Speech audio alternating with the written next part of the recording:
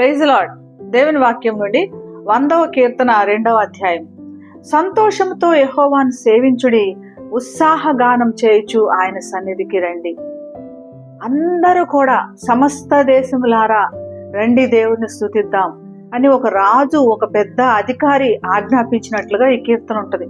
అందుకని ఈ కీర్తనకి royal Sam అని కూడా పేరుంది. ఒక రాజుగా ఆజ్ఞ ఇచ్చినట్లుగా సమస్త దేశాలకు చెప్తున్నాడు అన్నమాట. ఎవరో కొంతమంది మాత్రమే ఆరాధించాలి, కొంతమంది మాత్రమే దీనివల్ల ఉపయోగం ఉంటుంది కాదు. ఈ ఆరాధన మనం ఎలా చేయాలంటే సంతోషంతో చేయాలి. దేవుడు మనల్ని శిక్షిస్తాడు, ఆరాధన చేయకపోతే ఆయన మనల్ని శపిస్తాడు. అటువంటి భయంతో కాదు, అటువంటి భయంతో ఆరాధనే చేయొద్దు. దేవుణ్ణి సంతోషంగా స్తుతిస్తూ ఆరాధించమని ఈ కీర్తన మనకి తెలియపరుస్తుంది. ఉత్సాహగానములు చేయండి. ఇశ్రాయేలీలు ఉత్సాహగానాలు చేశారని బైబిల్ వాక్యం తెలియపరుస్తుంది.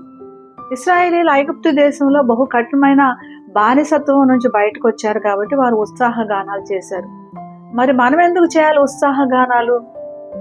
ఆయన యొక్క కుమారుని పంపించి మన పాపములు క్షమించాడు కాబట్టి, పాప క్షమాపణ దొరికింది కాబట్టి మనం ఉత్సాహగానాలు చేయాల్సి ఉంటుంది.